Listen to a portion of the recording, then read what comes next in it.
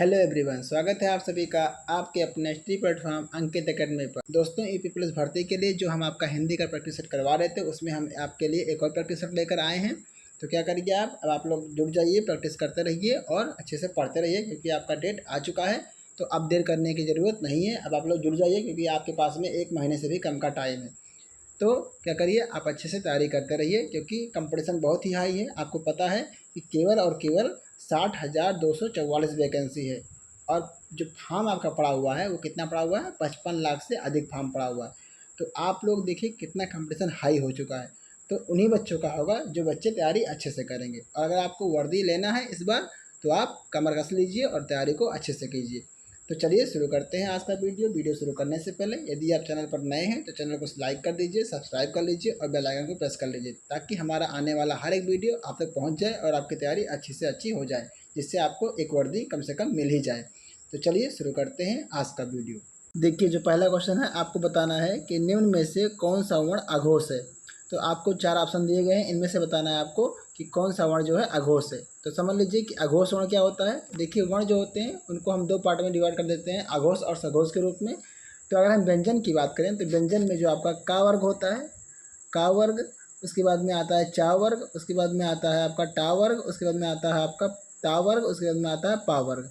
तो ये जो आपके 5 वर्ग हैं, इनमें क्या होता है कि 5-5 लेटर होते हैं हर एक वर्ग में। तो पहला आपका यही हो गया, पहला आपका लेटर हर एक वर्ग का। जैसे का वर्ग का हो गया पहला अक्षर, चा वर्ग का चा पहला अक्षर हो गया। इसी तरह से इधर भी 5 लेटर होते हैं आपके। तो यानी हर एक वर्ग में कितना होता है, 5 लेटर होते हैं। जैसे मान लीजिए का वर्ग की बात करें तो का आएगा, फिर खा आएगा, फिर गा आएगा, उसके बाद घा और फिर अंगा आएगा। तो यानी 5 लेटर हो गए। अब इसमें प्रत्येक वर्ग का पहला अक्षर, यानी ये आपके लेटर जो आपके दिए गए हैं, पहला वर्ग आपका यही है। तो प्रत्येक वर्ग का पहला लेटर, यानी का वर्ग का पहला लेटर क्या होगा, का होगा। उसके बाद में चा वर्ग का पहला लेटर क्या होगा, चा होगा। टा वर्ग का पहला जो आपका वर्ण होगा वो क्या होगा, टा होगा। इसी तरह से ता वर्ग का पहला लेटर क्या होगा, ता होगा। और फिर पा वर्ग का पा होगा। तो ये आपका जो पहले वर्ग का पहला वर्ण है, और जो प्रत्येक वर्ग का दूसरा वर्ण है, यानी अगर हम पहले वर्ग की बात करें का वर्ग की, तो का में दूसरा वर्ण कौन सा है, खा है। तो ये वर्ण, ये दूसरा लेटर आपका हो गया। तो पहला लेटर और दूसरा लेटर ये आपके अघोष कहलाते हैं। तो ये आपके हो गए अघोष हो गए। उसके बाद में बचा आपका तीसरा लेटर, यानी तीसरा वर्ण, चौथा वर्ण और पांचवा वर्ण, ये कहलाएगा आपका सघोष कहलाएगा। तो याद रखेंगे कि जो वर्ग होता है, अगर हम व्यंजन की बात करें तो जो आपका वर्ग होता है उसका क्या होता है, उसका पहला और दूसरा वर्ण, प्रत्येक वर्ग का पहला और दूसरा वर्ण क्या होता है, अघोष होता है। और तीसरा, चौथा और पांचवा वर्ण क्या होता है, सघोष होता है। सघोष को हम घोष भी कहते हैं। तो इस तरह से आपको इसमें बताना है कि कौन सा वर्ण क्या आपका है, इसमें अघोष है। तो अब देखिए इनमें से कौन सा वर्ण दिया गया है। तो आप देखिए चा, देखिए अगर हम पहले ऑप्शन की बात करें तो देखिए चा जो है वो दूसरे वर्ग का पहला ही लेटर है। तो ये आपका, यही आपका आंसर हो जाएगा, क्योंकि ये क्या है आपका, ये आपका अघोष है। बाकी सारे क्या दिए गए हैं, बाकी सारे क्या हैं, सघोष दिए गए हैं। तो इसका जो ऑप्शन होगा वो होगा ऑप्शन नंबर ए, यानी चा। चा क्या है आपका, अघोष वर्ण है। तो अब चलिए बढ़ते हैं अगले क्वेश्चन पर। उम्मीद करते हैं आपको सघोष और अघोष अच्छी तरह से समझ में आ गया होगा। तो अब चलिए चलते हैं अगले क्वेश्चन पर। तो जो हमारा अगला क्वेश्चन है, यहाँ भी देखिए अघोष के बारे में बात कर रहा है। तो कह रहा है कि निम्नलिखित में से कौन सा वर्ण अघोष है। इनमें से बताना है आपको कौन सा वर्ण अघोष है। तो का है, या गा है, या घा है, या आपका जा है। तो इनमें से आपको बताना है कौन सा वर्ण अघोष है। प्रत्येक वर्ग का पहला वर्ण क्या होता है, अघोष होता है, और दूसरा वर्ण भी क्या होता है, अघोष होता है। यानी प्रत्येक वर्ग का पहला और दूसरा वर्ण क्या होता है, आपका अघोष होता है। तो इनमें से बताना है कि आपका कौन सा होगा। तो देखिए अगर हम जा की बात करें तो जा जो है वो क्या है, चा वर्ग का तीसरा वर्ण है। तो ये क्या होगा, आपका सघोष होगा। उसके बाद में घा देखिए, तो ये का वर्ग का चौथा लेटर है। तो ये भी क्या होगा, ये आपका होगा घोष। उसके बाद में गा की बात करें तो ये जो आपका है का वर्ग का तीसरा लेटर है। तो ये भी क्या होगा, ये भी होगा आपका घोष। बचा इसमें कौन, बचा इसमें ऑप्शन नंबर ए, यानी का जो है पहले वर्ग का पहला वर्ण है, इसलिए क्या हो जाएगा, ये हो जाएगा आपका अघोष हो जाएगा। देखिए अगर हम बात करें थोड़ा सा अघोष के बारे में और समझ लीजिए। जैसे मान लीजिए अगर हम बात करें वो स्वर में, तो स्वर में जो होता है वो उसमें अघोष और सघोष उसमें भी होते हैं। तो जो आपके 11 के 11 जो स्वर होते हैं वो क्या होते हैं, वो होते हैं सघोष। यानी सभी स्वर क्या होते हैं, सघोष होते हैं। तो यह बात आप लोग ध्यान रखें कि आपका चाहे आ से लेकर के अ तक जितने भी आपके स्वर होते हैं वो सब क्या होते हैं, वो होते हैं सघोष होते हैं। और उसके बाद में अगर हम बात करें अयोगवा की, यानी अंग और आहा की, तो अंग और आहा ये दोनों भी क्या होते हैं, ये दोनों भी क्या होते हैं, सघोष होते हैं। यानी अगर हम बात करें कि स्वर में, तो स्वर सारे क्या होते हैं, 11 के 11 स्वर क्या होते हैं, आपके सघोष होते हैं। और उसके बाद में जो अंग और आहा हैं ये भी क्या होते हैं, ये आपके होते हैं, आपके ये भी सघोष होते हैं, यानी स्वर में कोई अघोष नहीं होता है। उसके बाद में अगर हम ऊष्म और अंतस्थ की बात करें, तो जो आपके तीनों सा हैं वो जो आपके आएंगे वो आएंगे आपके अघोष में आएंगे। तो अघोष में आएंगे यानी आपका जो तीनों सा है, शा और ये सा और फिर सबसे छोटा वाला सा, ये तीनों जो सा हैं ये किस में आएंगे, ये आपके आएंगे अघोष में। और हा जो होगा वो आएगा आपका सघोष में। उसके बाद में जो सारे अंतस्थ हैं यानी या, रा, ला, वा, ये जो चारों आपके अंतस्थ हैं ये आएंगे किस में आएंगे, ये आएंगे आपके सघोष में आएंगे। तो याद रखेंगे कि तीनों सा किस में आएंगे, अघोष में आएंगे। और प्लस प्रत्येक वर्ग का पहला वर्ण और दूसरा वर्ण ये किस में आते हैं, ये आते हैं आपके अघोष में, बाकी सारे क्या आते हैं, सघोष में आते हैं। तो इस क्वेश्चन का जो राइट ऑप्शन होगा वो होगा ऑप्शन नंबर ए यानी का। तो अब चलिए बढ़ते हैं अगले क्वेश्चन। तो उम्मीद करते हैं कि जितना भी आपका सघोष और अघोष के वर्ण थे हमने सबको बता दिया है, तो अब आप जल्दी से क्वेश्चन को सॉल्व कर ले जाएंगे। तो चलिए अब देखिए यहाँ पे सघोष पूछ लिया गया है। क्वेश्चन नंबर 3 देखिए, निम्न में से कौन सा वर्ण सघोष है, आपको बताना है इनमें से कौन सा वर्ण सघोष है। तो यहाँ पे देखिए आपको बताना है जा सघोष है कि का सघोष है कि चा सघोष है कि टा सघोष है। इसमें से आपको चारों ऑप्शन में छांटना है कौन सा आपका जो है सघोष है, यानी घोष, सघोष को हम घोष भी कहते हैं। तो अगर हम बात करें टा की, तो टा जो है वो अपने वर्ग का पहला ही वर्ण है, तो इसलिए क्या हो जाएगा, ये हो जाएगा अघोष, यानी ये सघोष नहीं होगा। चा भी क्या है, ये भी अपने वर्ग का पहला ही वर्ण है, इसलिए ये भी क्या हो जाएगा, ये भी हो जाएगा आपका अघोष, यानी सघोष ये भी नहीं होगा। का की बात करें तो का भी अपने वर्ग का क्या है, पहला वर्ण है, इसलिए ये भी क्या हो जाएगा, अघोष, सघोष नहीं होगा। अगर हम जा की बात करें तो जो जा है वो चा वर्ग का तीसरा वर्ण है, तो इसलिए क्या हो जाएगा, ये हो जाएगा आपका घोष। घोष कहिए या सघोष कहिए, तो ऑप्शन नंबर ए इसका भी सही हो जाएगा। अब चलिए बढ़ते हैं अगले क्वेश्चन पर। तो जो हमारा अगला क्वेश्चन है क्वेश्चन नंबर 4, यहाँ देखिए, यहाँ पूछ रहा है सघोष वर्ण कौन सा है, आपको बताना है कि इन चारों में सघोष वर्ण कौन सा है। तो बस अब फटाफट आप लोग जान भी गए होंगे, तो आपको बताना है कि सघोष वर्ण कौन सा होगा। ऑप्शन नंबर जो आपका ए दिया गया है वो दिया गया पा, ऑप्शन नंबर बी था, ऑप्शन नंबर सी जो दिया गया बा, और ऑप्शन नंबर जो आपका डी दिया गया है वो सा। आपको इनमें से बताना है कि सघोष वर्ण कौन सा है। तो आपको पकड़ना है कि सघोष वर्ण कौन सा होता है, प्रत्येक वर्ग का तीसरा, चौथा और पांचवा जो वर्ण होते हैं ये क्या होते हैं, ये होते हैं आपके सघोष। तो इसमें देख लीजिए, तो देखिए अगर हम ऑप्शन नंबर ए की बात करें, पा दिया गया है, तो पा जो है वो अपने वर्ग का पहला ही वर्ण है, तो ये क्या हो जाएगा, ये अघोष हो जाएगा, तो ये बिल्कुल ऑप्शन में नहीं होगा। था देखिए, तो अब था की बात करें तो था जो होगा वो ता वर्ग का दूसरा लेटर है, तो ये भी क्या होगा, ये भी आपका होगा अघोष, ये सघोष नहीं होगा। अगर हम बा की बात करें तो बा जो होगा वो क्या होगा, पा वर्ग का तीसरा वर्ण है, तो इसलिए क्या हो जाएगा, सघोष हो जाएगा। तो ऑप्शन नंबर इसका सी सही हो जाएगा। अगर हम सा की बात करें तो हमने आपको बताया था कि जो आपका सा होता है यानी जो ऊष्म होते हैं तीनों सा, ये किस में आते हैं, तीनों सा आते हैं आपके अघोष में आते हैं, यानी अघोष होंगे कौन से, ये तीनों सा, एक होगा शाह, एक होगा ये भी शाह और एक होगा ये सा, यानी जो तीनों सा होते हैं किस में आते हैं, अघोष में आते हैं। तो ये भी क्या हो जाएगा आपका ऑप्शन नंबर जो आपका डी है ये भी अघोष हो जाएगा। तो बचा कौन इसमें, ऑप्शन नंबर सी, यानी बा जो है वो पा वर्ग का तीसरा अक्षर है, इसलिए ऑप्शन नंबर सी आपका सही हो जाएगा। अब चलिए बढ़ते हैं अगले क्वेश्चन पर। तो जो हमारा अगला क्वेश्चन है क्वेश्चन नंबर 5, यह कह रहा है अयोग्य कहा जाता है। तो देखिए जो अयोग्य होता है उसमें दो वर्ण आते हैं, एक आता है अंग और एक आता है आहा, तो इन दोनों को हम क्या कहते हैं, अयोग्य कहते हैं। अंग और आहा इन दोनों वर्णों को हम अयोग्य कहते हैं। तो यहाँ देखिए अंग को हम कहते हैं अनुस्वार, यानी अनुस्वार कहते हैं, और जो आपका आहा है इसको कहते हैं विसर्ग, तो ये हो गया आपका विसर्ग। तो इन दोनों में देखना है कि या तो आपका ऑप्शन में विसर्ग दिया रहेगा या तो आपका ऑप्शन में अनुस्वार दिया रहेगा, तो इन दोनों में से आपको ढूंढना रहेगा कि कौन सा इसमें अयोग्य। तो देखिए जो आपका ऑप्शन नंबर ए है वही कह रहा है विसर्ग, तो जी हाँ विसर्ग को ही क्या कहते हैं, अयोग्य कहते हैं। और यहाँ पे अगर अनुस्वर होता तो वो भी ऑप्शन आपका सही होता, अनुस्वर को भी क्या कहते हैं, अयोग्य कहते हैं, यानी अंग और आहा दोनों को अयोग्य कहते हैं। तो ऑप्शन नंबर ए सही हो जाएगा। देखिए महाप्राण तो होगा नहीं, संयुक्त व्यंजन होगा नहीं, अल्पप्राण होगा नहीं, तो क्या हो जाएगा आपका विसर्ग हो जाएगा। अब चलिए बढ़ते हैं अगले क्वेश्चन पर। तो जो हमारा अगला क्वेश्चन है क्वेश्चन नंबर 6, यहाँ देखिए कह रहा है हिंदी भाषा में कुल वर्णों की लिपियाँ हैं। आपको बताना है कि हिंदी भाषा में कुल वर्णों की लिपियाँ कितनी हैं। Option number A 44, option number B 33, option number C 52, option number जो आपका डी हो क्या है 48। तो देखिए ये हलवा सा क्वेश्चन है। जो लिपियाँ होती हैं वो प्रत्येक कोड की अपनी एक अलग लिपि होती है, तो इसलिए हिंदी में 52 वर्ण होते हैं, तो इसकी लिपि भी कितनी हो जाएगी, इसकी लिपि हो जाएगी 52, यानी ऑप्शन नंबर सी सही हो जाएगा। ये क्वेश्चन तो हलवा था लेकिन पेपर में आ चुका है, इसलिए हमने इसको बता दिया। अब चलिए बढ़ते हैं अगले क्वेश्चन पर।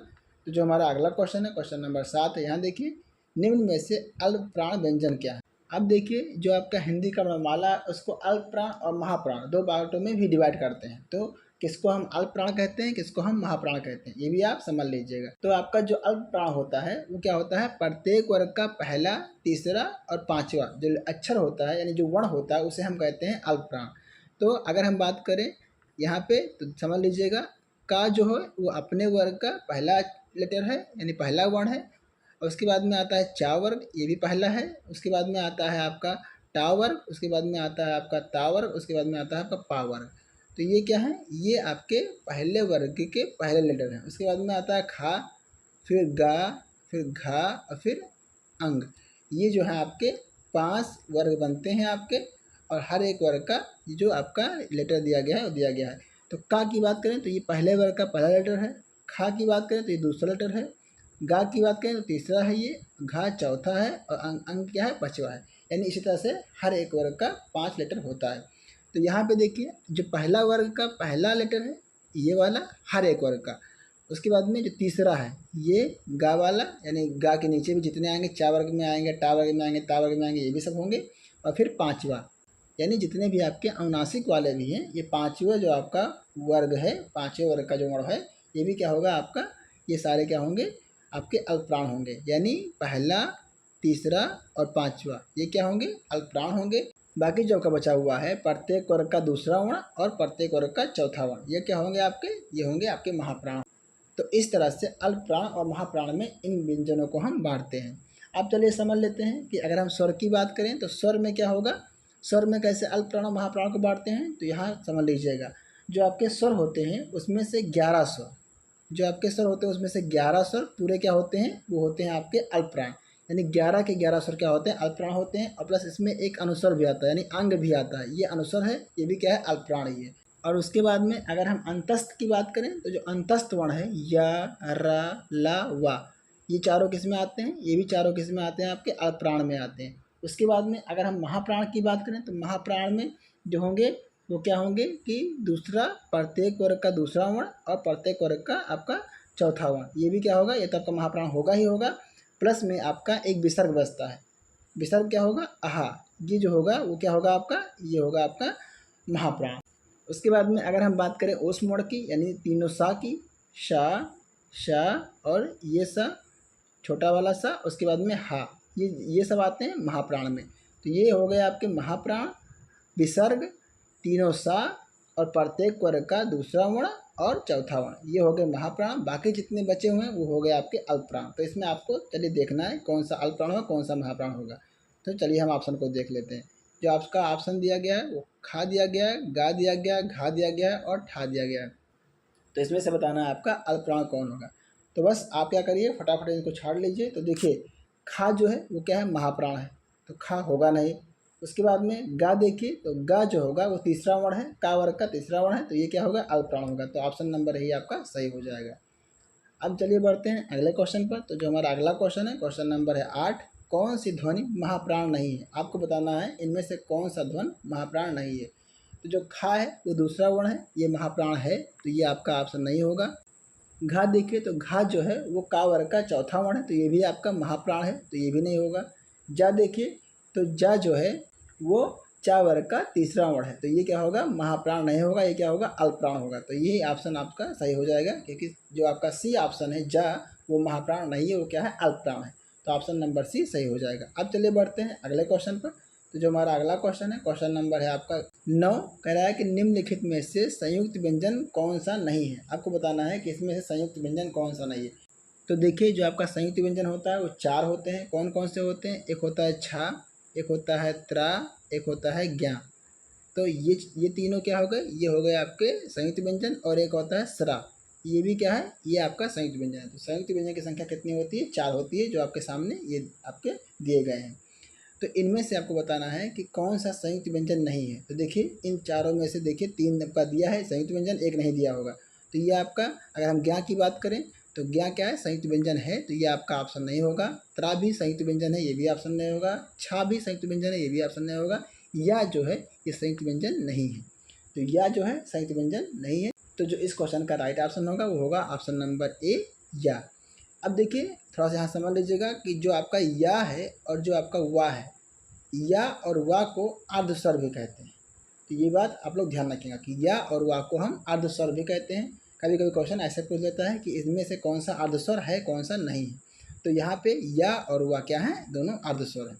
अब चलिए बढ़ते हैं अगले क्वेश्चन पर। तो जो हमारा अगला क्वेश्चन है, क्वेश्चन नंबर 10 है, कह रहा है कि निम्न में से अंतस्थ व्यंजन कौन सा है। तो हमने आपको बताया कि जो अंतस्थ हैं वो कौन कौन से हैं, या है, रा है, ला है और वाह है। ये चार वर्ण क्या है, ये चारों वर्ण क्या है, अंतस्थ व्यंजन कहलाते हैं। तो इनमें से आपको बताना है कि अंतस्थ व्यंजन कौन सा है। तो देखिए गा अंतस्थ व्यंजन नहीं है। उसके बाद में जा, ये भी अंतस्थ व्यंजन नहीं है। उसके में सा, ये भी अंतस्थ व्यंजन नहीं है। कौन है, वाह। वाह क्या है, एक अंतस्थ व्यंजन है, इसलिए ऑप्शन नंबर सी सही हो जाएगा। अब चलिए बढ़ते हैं अगले क्वेश्चन पर। तो जो हमारा अगला क्वेश्चन है, क्वेश्चन नंबर 11। देखिए यहाँ ही पूछ लिया गया है कि या, रा, ला, वाह किस प्रकार के व्यंजन है। तो आपको सीधा सीधा कह देना है कि जो आपके या, रा, ला, वाह है वो क्या है, अंतस्थ व्यंजन है। उस व्यंजन कौन से होंगे, उस व्यंजन होंगे तीनों सा, शा, शा और सा और हा। ये क्या होंगे, उस व्यंजन होते हैं। अगर हम स्पर्श व्यंजन की बात करें तो जो आपके 2500 वर्ण दिए गए हैं, यानी का से लेकर के, का वर्ग से लेकर के और पा वर्ग तक जितने भी आपके दिए गए हैं वर्ण, वो क्या होते हैं, वो स्पर्श व्यंजन होते हैं। और अयोगवाह को आपको हम बताया ही है कि जो आपका अंग और आहा होता है, दो वर्ण यानी अंग और आहा, ये दोनों वर्ण क्या होते हैं, ये दोनों वर्ण को हम अयोगवाह कहते हैं। तो इस तरह से इस क्वेश्चन का जो राइट ऑप्शन होगा वो होगा ऑप्शन नंबर बी, यानी अंतस्थ ये होंगे आपके। अब चलिए बढ़ते हैं अगले क्वेश्चन पर। तो जो हमारा अगला क्वेश्चन है, क्वेश्चन नंबर 12 है, कह रहा है कि संयुक्त व्यंजन ज्ञा बनता है। अब देखिए जो संयुक्त व्यंजन चार होते हैं उनमें से पूछ रहा है ज्ञा किससे बनता है, किससे मिलके बना हुआ है। देखिए संयुक्त व्यंजन नाम इसलिए पड़ा हुआ है क्योंकि इसमें दो व्यंजन से मिलके एक व्यंजन बनता है। तो जो ज्ञा बनता है वो बनता है, हम बताते हैं आपको, ज्ञा जो बनता है इसमें रहता है जा, यानी जा भी रहेगा और प्लस या भी रहेगा। तो जा प्लस या से मिलके क्या बनता है, ज्ञा बनता है। तो चलिए ऑप्शन को हम देख लेते हैं। तो आपका जो ऑप्शन है वो ऑप्शन नंबर जो आपका बी है, जा प्लस या। तो जा प्लस या मिलकर क्या बनता है, ज्ञा बनता है, जो कि है संयुक्त व्यंजन है। तो ऑप्शन नंबर बी सही हो जाएगा। अब चलिए बाकी जो तीन आपके संयुक्त व्यंजन है उनको भी देख लेते हैं कैसे कैसे मिलके बनते हैं। तो जो आपका छा है वो बनता है का प्लस सा से। तो का प्लस सा मिलकर क्या बनाता है, वो बनाता है छा। अगर हम त्रा की बात करें तो जो आपका त्रा होता है, त्रा बनता है आपका ता और प्लस रा से बनता है। तो ता प्लस रा मिलके क्या बनाते हैं, त्रा बनाते हैं। और एक बच गया आपका, वो बच गया आपका स्रा। तो जो स्रा होता है वो बनता है शा और प्लस रा से। तो सा प्लस रा मिलके क्या बनाते हैं, वो स्रा बनाते हैं। तो इस तरह से आपका जो इस क्वेश्चन का जो राइट ऑप्शन होगा वो होगा ऑप्शन नंबर बी, यानी जा प्लस या ज्ञा बनता है। तो उम्मीद करते हैं आपको वीडियो पसंद आया होगा। यदि वीडियो पसंद आया है तो चैनल को लाइक कर दीजिए, सब्सक्राइब कर लीजिए और बेल आइकन को प्रेस कर लीजिए, ताकि आगे आने वाले वीडियो भी आपको टाइमली मिलते रहें और आपकी तैयारी अच्छे से अच्छी होती रहे। क्योंकि अब आपका एग्ज़ाम का डेट आ गया है तो आपको देर करने की ज़रूरत नहीं है। आप जुट जाइए, कमर कस लीजिए और आप तैयारी अच्छे से कीजिए, क्योंकि आप जानते हैं कंपटीशन बहुत हाई है। और उन्हीं बच्चे का सिलेक्शन होगा जो बच्चे क्या हैं, अच्छे से तैयारी करेंगे। क्योंकि वर्दी उन्हीं के शरीर में आएगी जिनके अंदर क्या होगा, हौसला होगा, पढ़ाई करने की क्षमता भी होगी और अच्छे से पढ़ाई करते भी रहेंगे। तो चलिए मिलते हैं आपको अगले सेशन में एक और प्रैक्टिस सेट के साथ में। तब तक के लिए नमस्कार, जय हिंद दोस्तों।